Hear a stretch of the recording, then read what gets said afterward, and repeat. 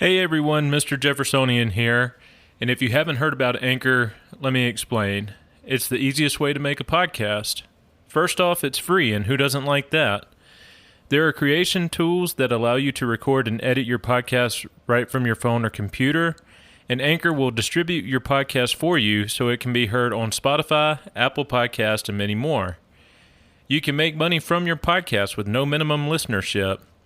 It's everything you need to make a podcast all in one place. So the call to action is download the free Anchor app or go to anchor.fm to get started.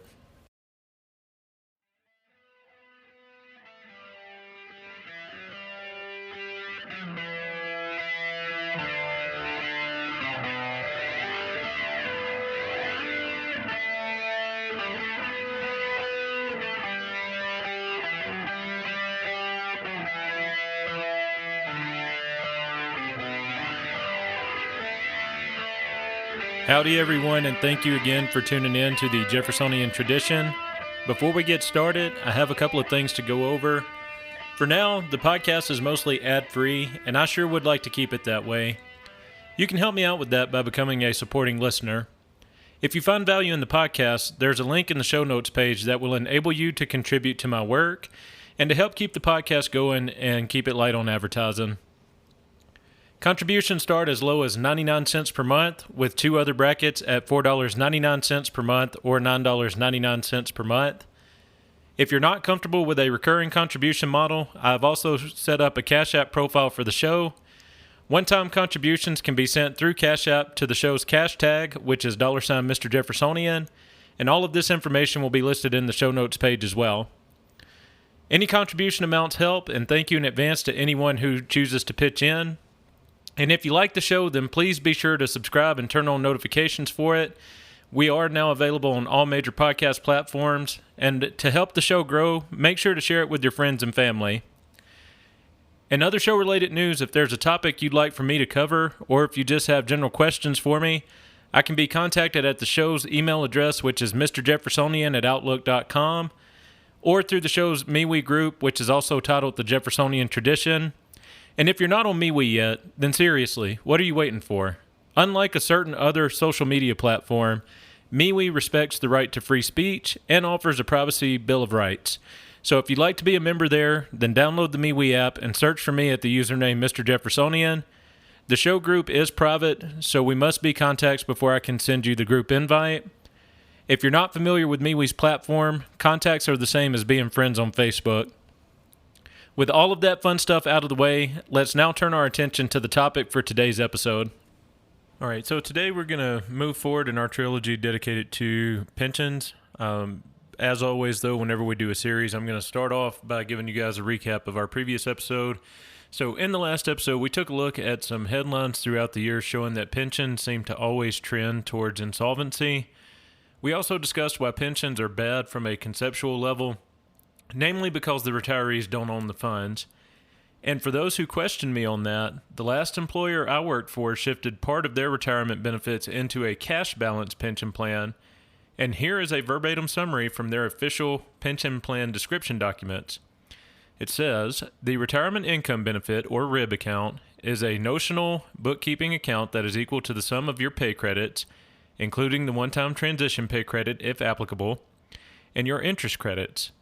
The RIB account is just a hypothetical account and does not actually contain any specific funds for paying benefits, but the amount will be used to determine how much of a benefit you have earned under the RIB account formula. Are you still not convinced?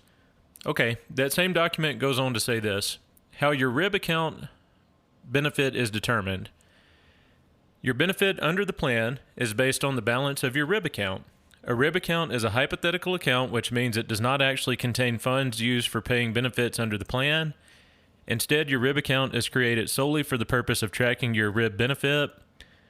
Amounts are not actually deposited into a separate account for you. However, company contributions are held in a separate trust to pay plan benefits and are generally unavailable to the company or its creditors. So again, what that actually means is you don't own the funds. The company made the contributions on the employee's behalf and retained full control of how the funds were invested. In my previous company's case, those funds were only invested in short-term treasuries and capped by the company to never be able to exceed a rate of return of 3%. That's also noted in the document.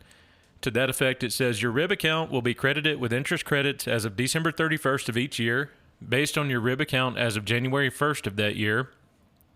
Your interest credit will be added to your RIB account balance as soon as practical following December 31st of each year. The amount of your interest credit is equal to the amount your RIB account would have earned had it been invested at an annual rate equal to the lesser of the following. The 10-year Treasury constant maturity rate effect for the prior October. So, for example, for crediting interest in 2021, the relevant rate would be from October 2020 or 3% annually.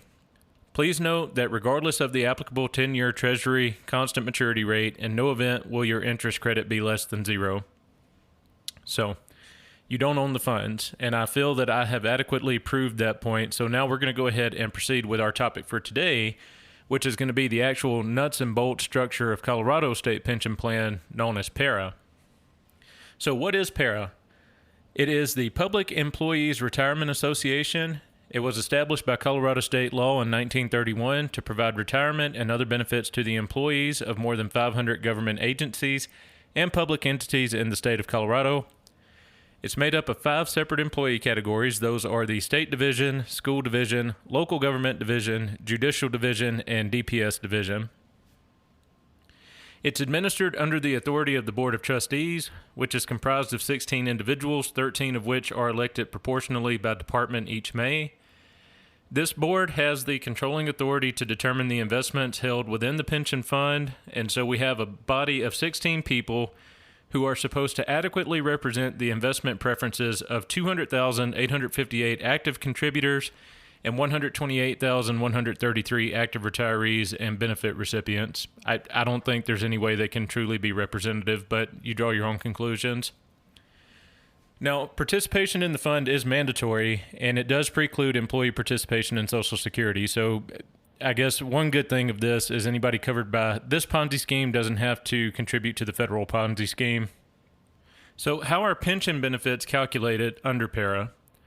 Well, it's kind of a convoluted formula, but this is pretty indicative of how these things work overall. So what you do is you take 2.5%, multiply that by the number of years of employment, and then multiply that by the highest 3-year average salary.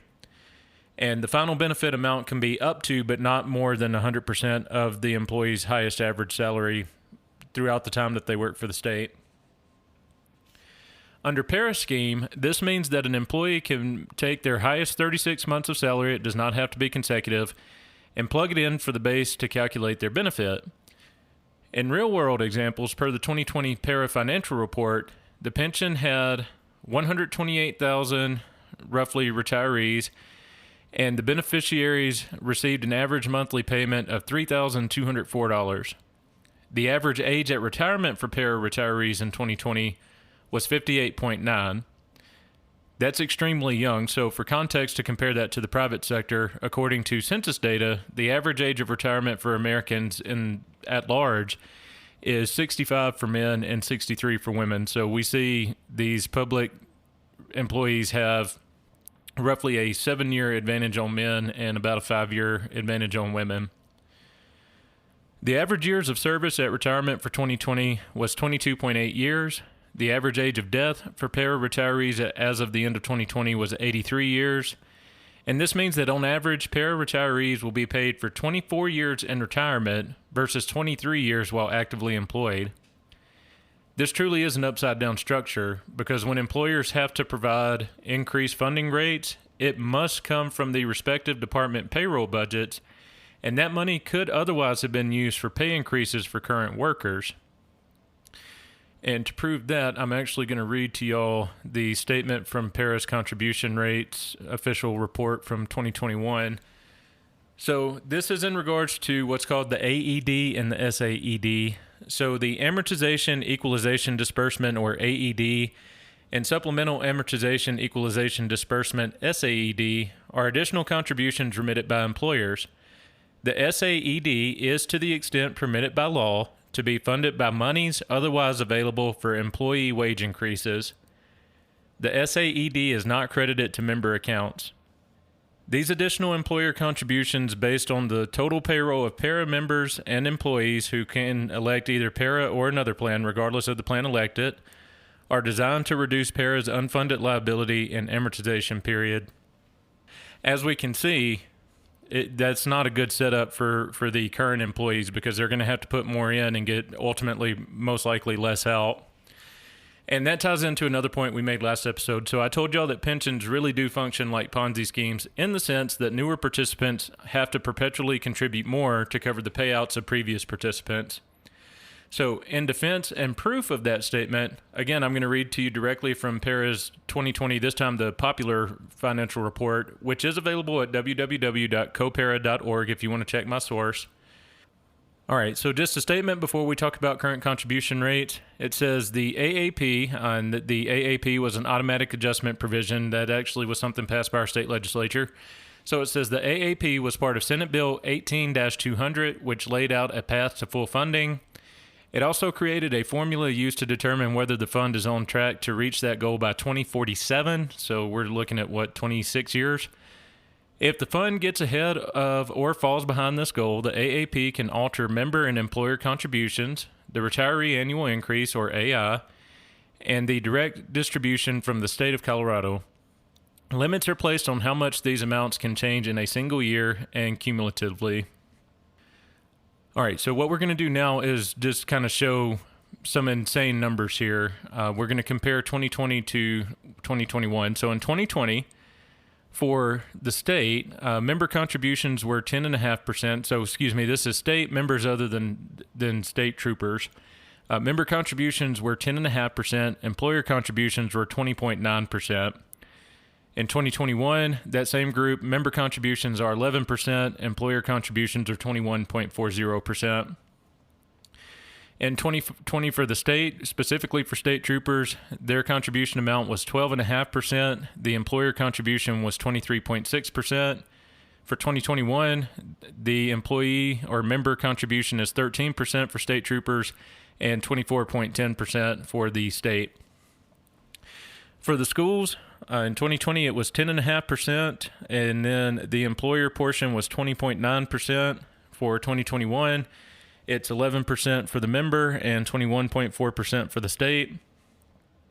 And so we can see here, and then we'll do the Denver Public Schools. They have their own little thing. So in 2020, their member contribution was 10.5%, and the employer contribution was 20.90%. And then in 2021, it was 11% and 21.40%. And for the judicial section, it is 10.5% in 2020. And then the employer rate was 23.61%. In 2021, it's 11% for the members of the judicial section and 24.11% for the state. So we can see in some cases these folks are getting more than a 200% match on their contributions. I mean, that's just insane, and it's still underfunded. I'm going to repeat that. It's still underfunded. Right now, as of 2020 or the end of 2020, their funding rate was about 62.8%. So it's, again, the state's given them a 200% match. The employees are having to contribute a larger than average amount, at least compared to the private sector, to these funds, and it's still underfunded. These things are a black hole. They are a black hole. They have over 128,000 people drawing an average monthly salary of over $3,000. That's about $400 million a month going out. It's insane. It's insane how much money these things suck up. And we have to realize there's a reason that private companies got away from doing defined benefit plans like this. It's because it just puts such a financial burden on the employer, and it really does kind of hurt their long-term financial stability and viability. But, I hear all the time, Mr. Jeffersonian, pensions are safe and guaranteed. No, not hardly. They can only be guaranteed insofar as shortfalls in projected investment returns can and in most cases will be confiscated from the taxpayers. This is going on in Illinois right now, and they're losing people right and left because people don't want to pay the taxes.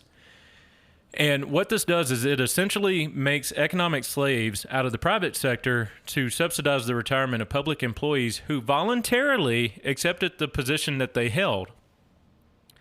And as for the safety aspect, PERA's 2019 financial report states that it had a net return of 17.4%, and the 10-year annualized return was reported at 9.4%. But these numbers are skewed by some years that had huge returns. So I'm just going to give you a summary of their past 10 years on an annual basis. So this is going back to 2011. For that year, they had a return of 1.9%. You didn't mishear that, 1.9%. 2012, it was 12.9%. 2013, it was 15.6%. 2014, 5.7%. 2015, 1.5%. 2016, 7.3%. 2017, 18.1%. 2018, it actually had a loss of 3.5%. 2019 was 20.3%, and 2020 was 17.4%. So with returns this large, I can guarantee you one thing. That means that the pension fund is not sitting there holding, air quotes, safe assets like bonds or CDs.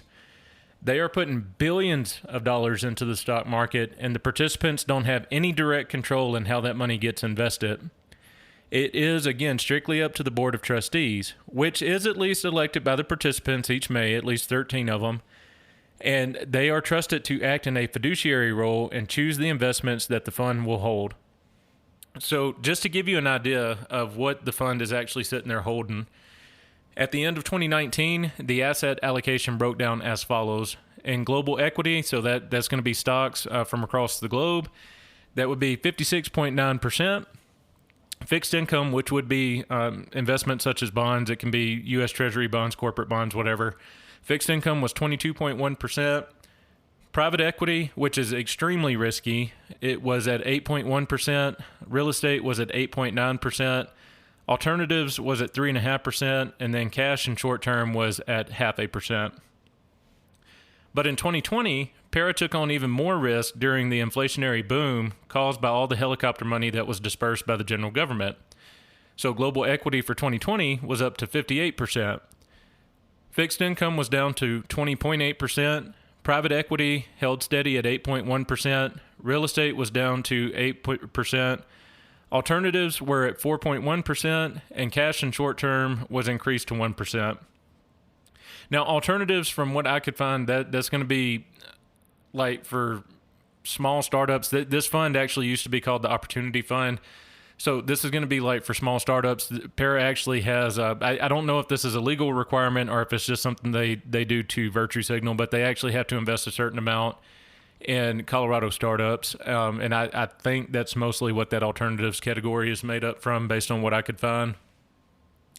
So given all this data, PERA is clearly subject to the same investment risk that individuals participating in a 401k would be, and actually even more so, because for an individual in a 401k, they at least have the control to say, "Oh, look, I'm not comfortable with this much risk. Let me go ahead and reshuffle my assets here." Whereas PERA, completely, well, I'm not going to say completely unaccountable, but it's a board of trustees who say, "Nope, we're just going to hold steady." And again, the only difference is that if PERA's investments go belly up, they can turn to the state government, and in extreme cases such as Illinois, the general government, and lobby for bailouts from private sector citizens. Ultimately, this is the only guarantee of safety that the pension company can provide for the participants. Now, just for kicks, let's look at what happens if PERA were to have a bad year. So I pulled reports from 2017, 2018, 2019, and 2020. Based on these four reports, I can tell you that PERA is relying heavily on investment growth to curtail any funding shortages their actuarial models find. Each year, this is year over year, PERA is paying out roughly $2 billion more in benefits than it is taking in through contributions. Investment returns are relied upon to make up the shortfall and provide any excess that they may have to actually grow the fund. And this is an incredibly risky strategy. In my opinion, the pension fund must be income outflow neutral to not be considered a legalized Ponzi scheme. So essentially, as close as possible, you want to match the monthly intakes to the monthly outflows, because at that rate, you can have stable growth over time. But if you have a situation like this where you're paying out more than you're taking in from contributions, you really are playing a very dangerous game with the stock market, basically betting that it's never going to go down. So let's look at a hypothetical and say what happens if they had 3 years in a row like they had in 2018. So in 2018, PERA lost 3.5%, which equates to $1.84 billion in losses. The plan paid out $5.2 billion in benefits that year and only took in $2.99 billion in contributions. Taken all together, this means the plan suffered a net decrease in value in 1 year of $4.05 billion for 2018. And they ended that year with a net dollar value of $49,293,848,000. So again, let's expand this and ask what happens if PERA were to have 3 of these years in a row. And we'll just use the same numbers as 2018. At the end of this hypothetical 3-year period, and again, 3.5% is not a big loss, but at the end of this hypothetical 3-year period, the fund would be down to $37,134,767,000, with annual benefit payments accounting for slightly more than 14% of plan value. So that's a big deal, and it is pretty scary because, again, 3.5%, it really is not a huge loss. And for context of like absolute worst case scenario, the bear market of 2007 to 2009 saw the Dow lose 54.1% of its value. So what would PERA do if we faced another prolonged bear market like that, and especially with losses that large? In all likelihood, pensioners would be forced to take a pay cut with no input on the matter to try and keep the fund solvent. And that is exactly what happened with the Teamsters Union pension a few years ago. Some folks went from making over $3,000 a month to $1,000 a month overnight, and they actually only got letters. They didn't even get the courtesy of an actual person calling them. They got letters, and they were told in some cases they were taking a 66% reduction. And for context, too, when 2007 to 2009 happened, it actually took PERA almost 10 years to get back for their fund value to get back to where it was in 2007. Almost 10 years. So these things are not a good idea at all. At least not the way that they're currently being ran. Again, the individual has no ownership rights, and you're relying on outsized market returns basically to keep you covered indefinitely. And that is not a very safe or good strategy, in my opinion. All right, so another point of contention that I get is, but what about the hidden fees of 401k plans? Well, according to an article from CNBC.com, the average all-in fee for 401k participants in America is a whopping 0.45%. This means that for every $1,000 the average American has in a 401k plan, their plan fee is $4.50. To extrapolate this number, the average 401k balance in the U.S. is $92,148 according to Business Insider. So the average American would pay roughly $414 per year to their 401k administrator. And I do want to be clear on this. These fees are not taken out of the participant's account. So you wouldn't actually, like if you were to look at your 401k statement, you wouldn't see it deducted from your actual balance. What happens is the fees get skimmed off the top of the investment return. So let's say if mutual fund A had a real return of 16% for the year, the fee adjusted return would be 15.55%. So, and I don't think that's onerous. I mean, definitely you want your investment broker to be able to make a profit and stay in business to keep offering access to their platform and their research information. So I'm okay with that. You know, you're paying for a service. PERA is slightly cheaper when it comes to management fees, at least for the rate, but most of that can be attributed to the economies of scale because they have so many forced participants in the plan. So, per the 2020 PERA annual report, the expense ratio of the plan was 0.323%, which means participants are paying $3.23 per $1,000 invested. For someone who has a vested balance equivalent to our 401k example, this means they are paying PERA roughly $297 per year. But in terms of raw numbers, all participants covered by the state pension paid PERA $189.5 million in all-in plan management fees for the year ended 2020. That's a lot of money. And again, on an individual basis, it's cheaper.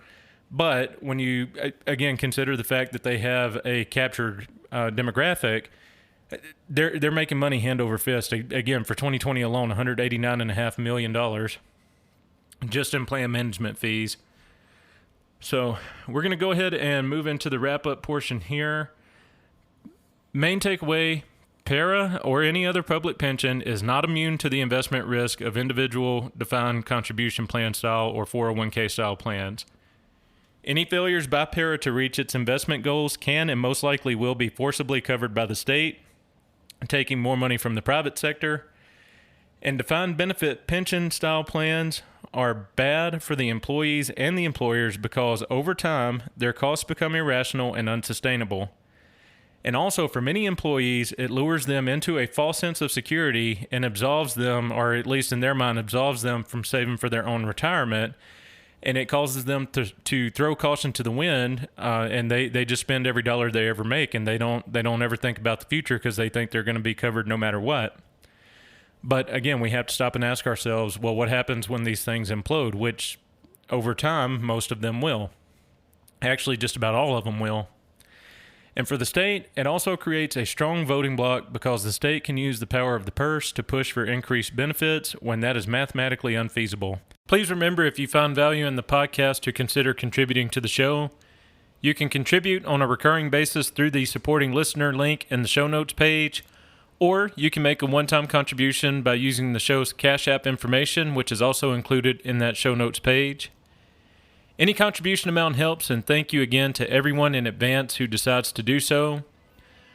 Also, please consider downloading the MeWe app and joining the show's private group so we can have more sane discussion around historical and current political issues. And all right, with another episode in the books, thank you again for tuning in, and I'll talk to y'all next time.